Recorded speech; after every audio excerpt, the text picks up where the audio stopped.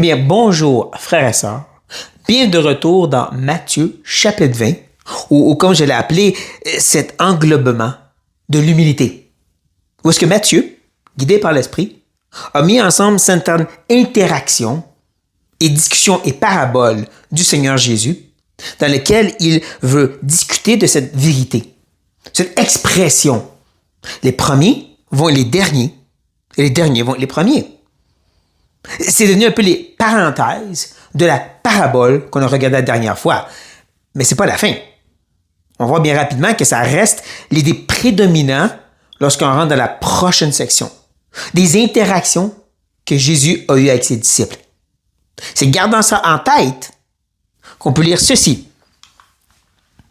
Pendant que Jésus montait à Jérusalem, il prit à part les 12 disciples et leur dit en chemin, « Voici, nous montons à Jérusalem, et le Fils de l'homme sera livré aux principaux sacrificateurs et aux scribes. Ils le condamneront à mort, et ils le livreront aux païens, pour qu'ils se moquent de lui, le battent de verge, et le crucifient.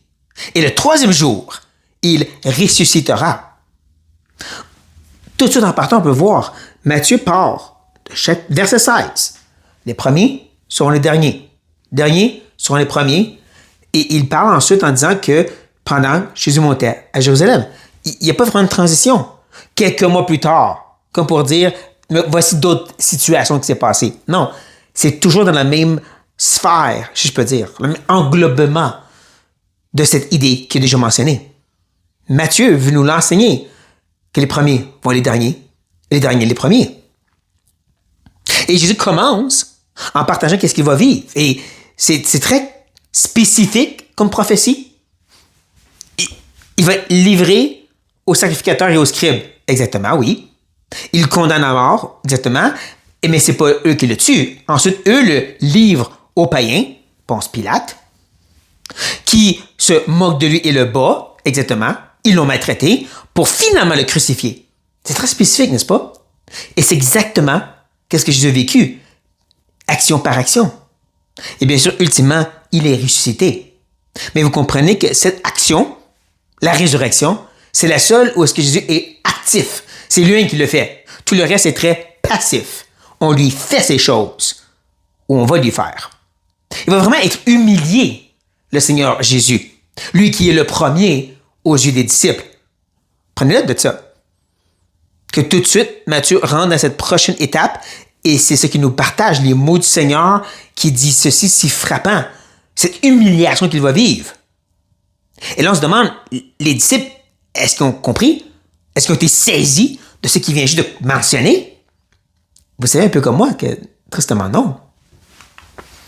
Alors, la mère des fils de Zébédée s'approcha de Jésus avec ses fils et se prosterna pour lui faire une demande. Il lui dit, « Que veux-tu? Ordonne, lui dit-elle, que mes 2 fils, que voici, soient assis dans ton royaume, l'un à droite et l'autre à gauche. » Manquez pas là alors.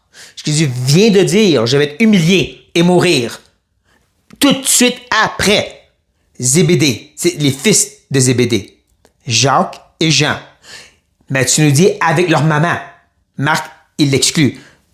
Les trois viennent devant lui, se prosternent et demandent quelque chose à Jésus. Et la demande démontre à quel point ils n'ont pas écouté. Non, mais il veut être dans le royaume de Jésus, à sa droite et à sa gauche. Il faut bien comprendre, on ne parle pas de la Nouvelle Jérusalem. Pour eux, le royaume du Messie, c'est où est-ce qu'il va régner sur la terre et exterminer les Romains.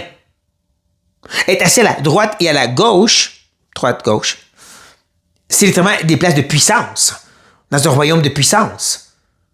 Ils n'ont pas compris que je viens de dire, je vais mourir. Par-dessus leur tête.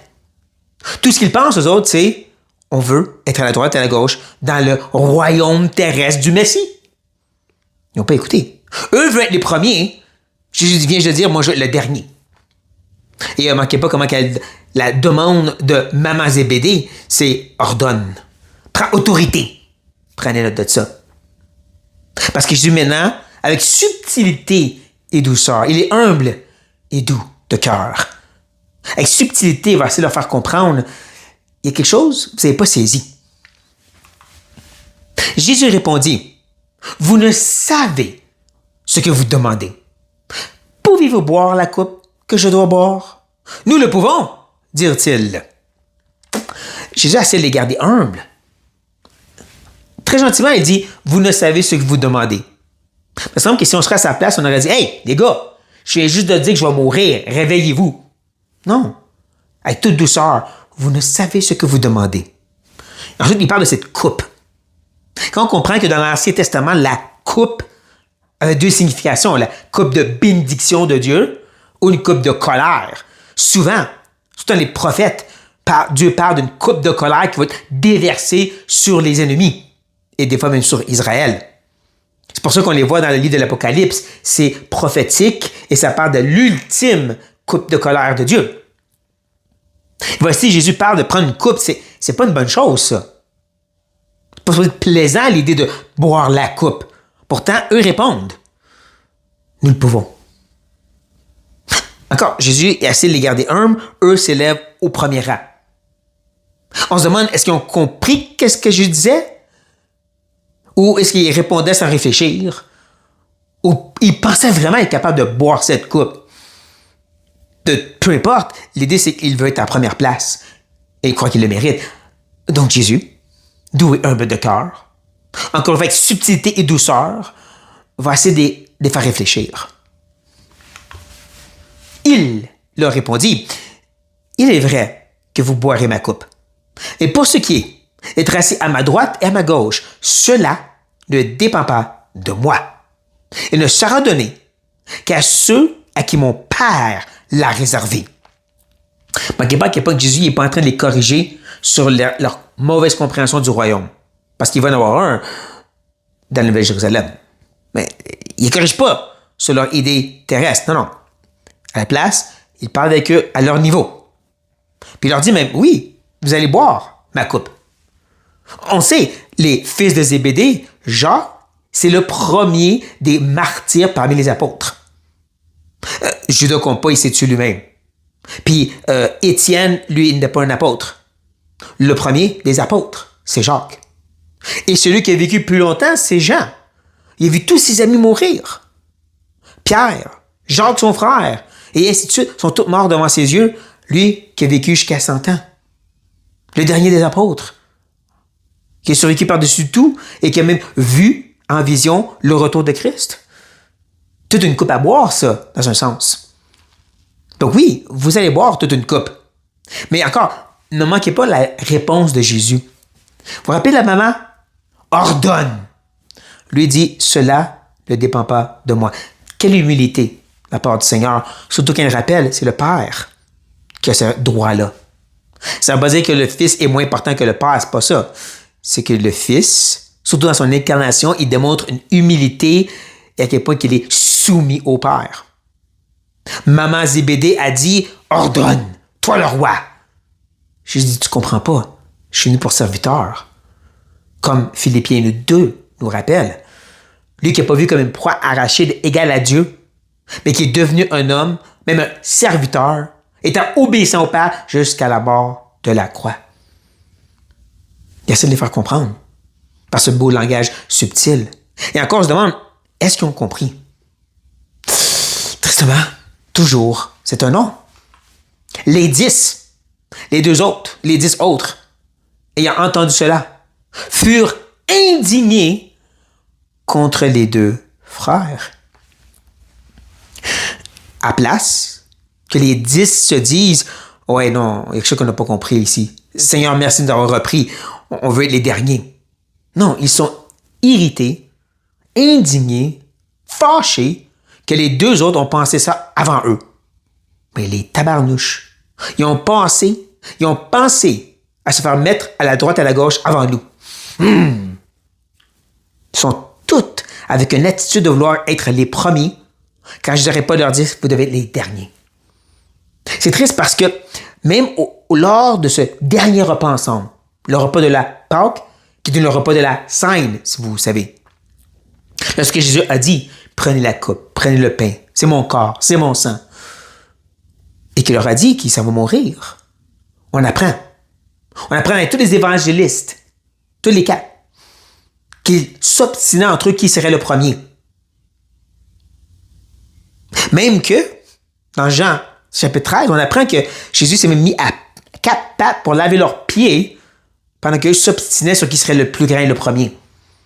Ça, c'est vraiment pas comprendre. Est-ce que notre cœur est similaire, frères et sœurs? Continuez à réfléchir à ça parce que Jésus va encore essayer de les rejoindre maintenant d'une façon plus claire. C'est plus de subtilité maintenant pour Jésus. C'est direct au but. Jésus les appela et dit, « Vous savez que les chefs des nations les tyrannisent et que les grands les asservissent. » C'est ce qu'on appelle du parallélisme. Répète la même idée de 2 façons différentes.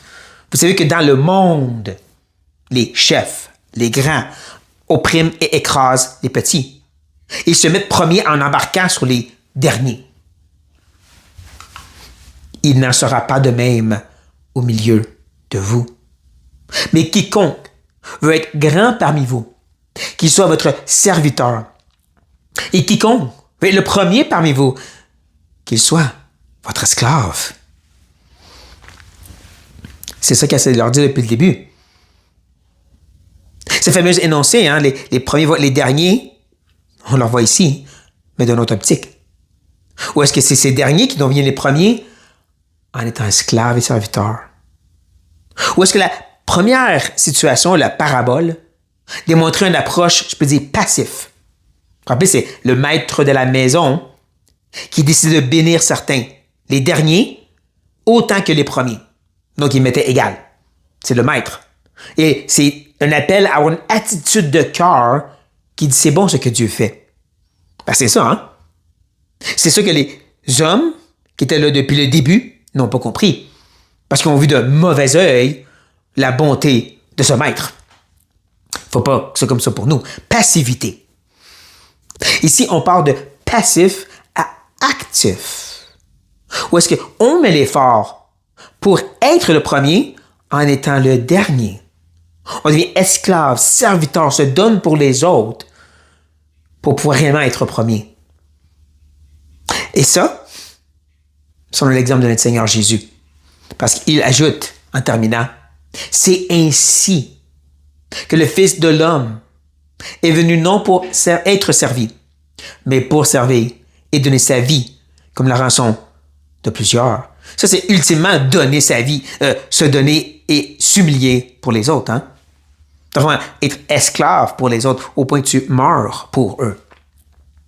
Le premier, encore Philippiens 2. Jésus qui est à la droite du Père et qui s'humilie, devenant vraiment le dernier des derniers pour ultimement être glorifié par le Père comme le premier des premiers. Ça, c'est son exemple qu'il donne pour eux et pour nous. Et je dirais qu'on a vraiment besoin d'entendre un tel message parce qu'on est trop assoiffé et affamé d'avoir des titres, d'être important, d'être reconnu. On sait que Jésus a dit, mais on veut quand même être les premiers. Je suis un prédicateur de rue. J'ai un titre de diacre ou même ancien apôtre, prophète. On veut des titres. Pourtant, Jésus a dit, ça c'est le monde qui agit ainsi. Nous, on veut être les premiers en étant les derniers, en étant les humiliés, les rien du tout. Tu veux un titre? Esclave des frères et sœurs, serviteur de l'Église. Ça, c'est un titre.